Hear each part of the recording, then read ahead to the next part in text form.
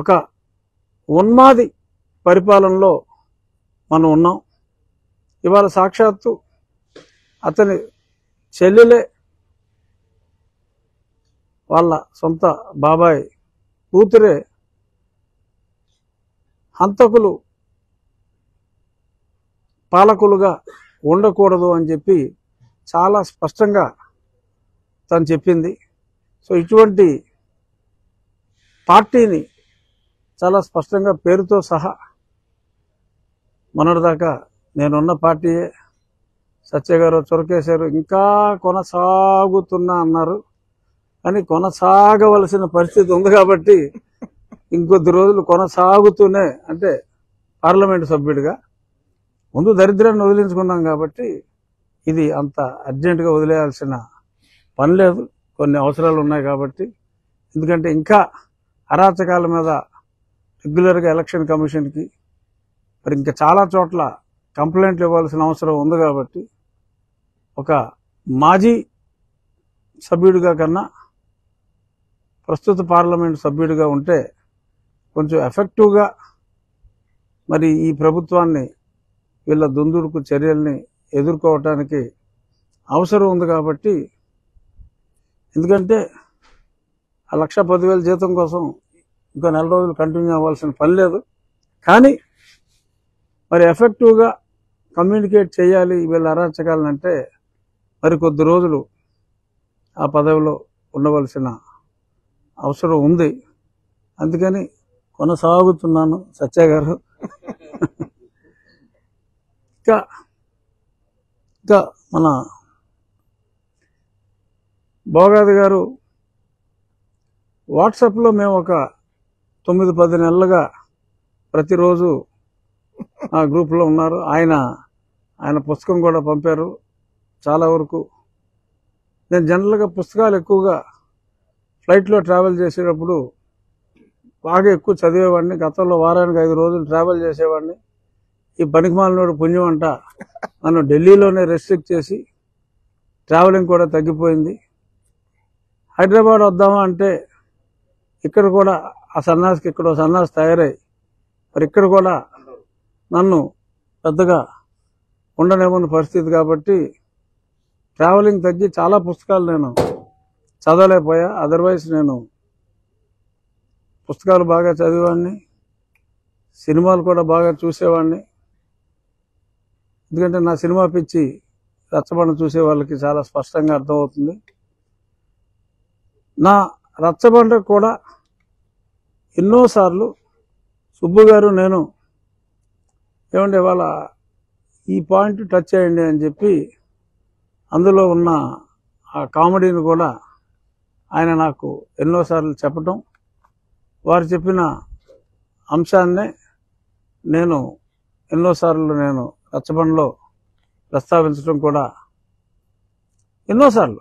ఎందుకంటే ఇది ఆల్మోస్ట్ వచ్చే నెలకి 4 సంవత్సరాలు కంప్లీట్ అవుతుంది. సో 4 సంవత్సరాలుగా కొనసాగుతుంది. మరి 1 సంవత్సరంన్నర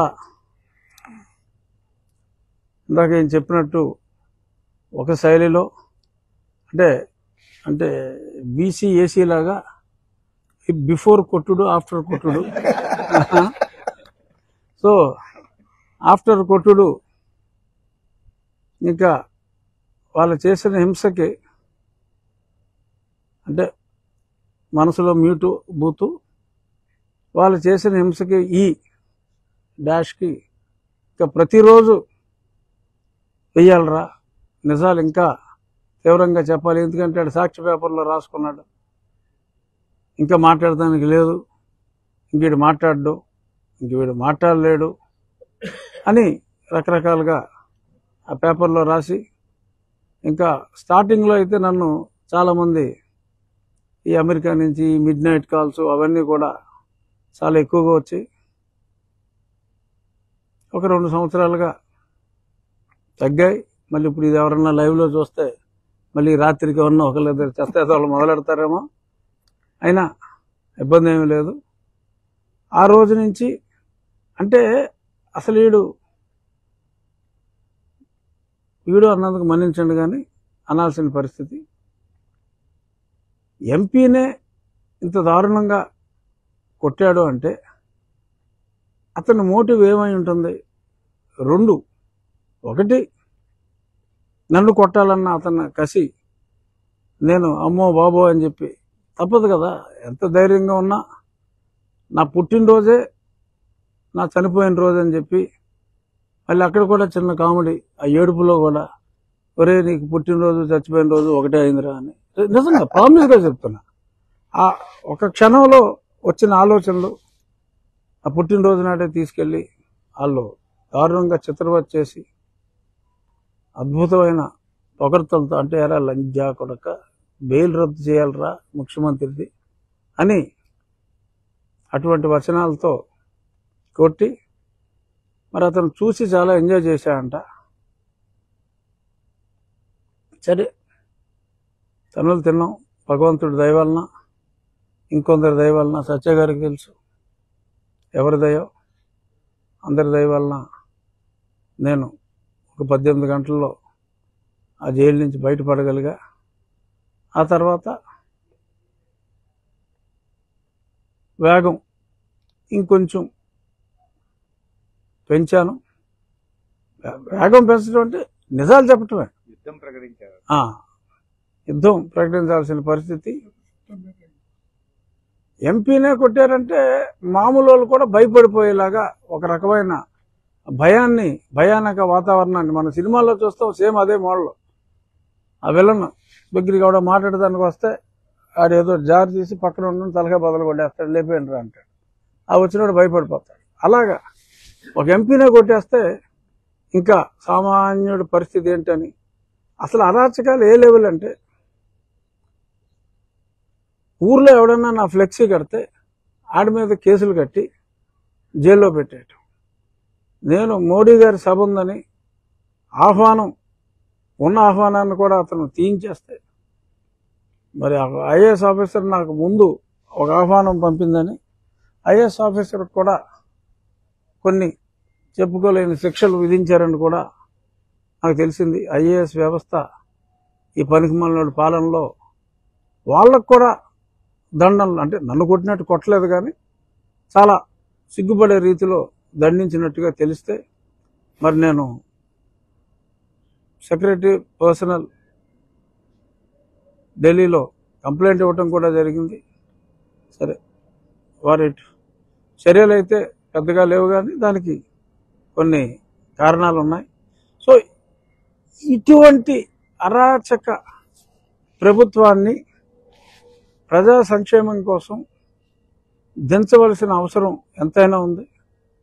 భారతీయ జనతా పార్టీలో ఎంతోమంది సైలెంట్గా ఉన్న సత్యకుమార్ గారు మటుకు సమయం కుదిరినప్పుడల్లా, ఆయన ఎప్పుడు ఆంధ్రాకు వచ్చినా ఆయన గళాన్ని గన్నులాగా వాడుతూ, ఈజ్ ద ఓన్లీ పర్సన్ ఆ పార్టీలో, only person that is true. ఆయన ఎప్పుడు కూడా నిత్యం ఆయనది కూడా, అంటే సుబ్రహ్మణ్యం గారు అంత కామెడీ ఉండదు కానీ సత్య గారి దాంట్లో కూడా చిన్న అబ్జర్వ్ చేస్తే చిన్న పన్ను ఉంటుంది, పంచ్ అయితే గట్టిగా ఉంటుంది. ఇందాక అన్నారు ఏంటంటే చివరిలో ప్రతిదీ మోడీ గారి గురించి మాట్లాడతామని. ఆయనలాగా నాకు మోడీ పిచ్చి ఉంది. పార్లమెంట్లో నేను ఒక 65-70 సార్లు మాట్లాడుంటా.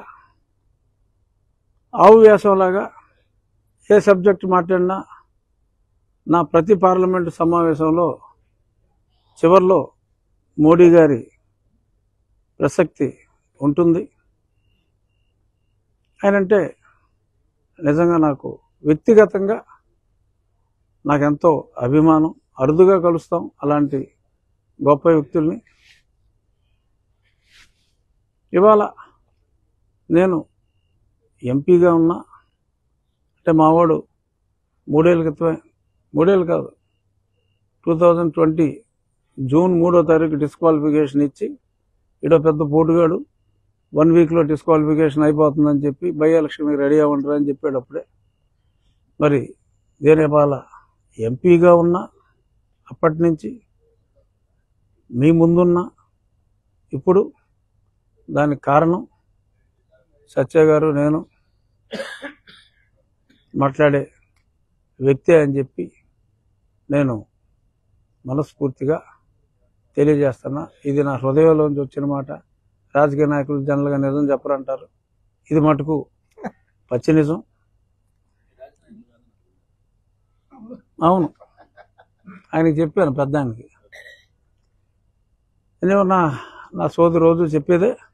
సో ఒకటే ఫైనల్ రిక్వెస్ట్, మనందరం ప్రజాస్వామ్యవాదులందరం, ఎంతో గొప్ప గొప్ప వాళ్ళందరం రాశి కన్నా వాసి ముఖ్యం. డబ్బులు ఇచ్చి బిర్యానీలు ఇచ్చి ఎంతమందిని తీసుకొచ్చామన్నది ముఖ్యం కాదు, క్వాలిటీ ముఖ్యం. క్వాలిటీ ఉన్న మనుషులందరం ఇక్కడ ఉన్నాం. ఈ అరాచకాన్ని అరికట్టడంలో పార్టీలకు అతీతంగా మనం అందరం తలో చెయ్యి వేసి ప్రజల్ని రక్షించాలి. దానికి మనం అందరం ముందుకు వెళ్ళటానికి ఇవాళ మన చేతిలో ఉన్న అస్త్రాలతో పాటు మహానాడు అనే కొత్త అస్త్రం కూడా ఇప్పుడు తోడైంది. సో ఇందాక చెప్పినట్టు క్షణక్షణాభివృద్ధి చెందాల్సిన అవసరం ఉంది. డెఫినెట్గా మార్తి సుబ్రహ్మణ్యం గారు తన కళానికి మరింత పదును పెట్టి అవసరమైతే 12:30 కాదు 2:30 దాకా కూడా అందరినీ హింసించి అద్భుతంగా మీ కథనాలు రావాలి, ఆలోచింపజేయాలి. వీడు కోటేయటం ఏంట్రా అనే ఒక అసహ్యం కలిగేలాగా మీరు మీ సంపాదకీయాన్ని పదును పెట్టాలని మనస్ఫూర్తిగా కోరుకుంటూ మరొకసారి Subbarao, all the best. Thanks for everything.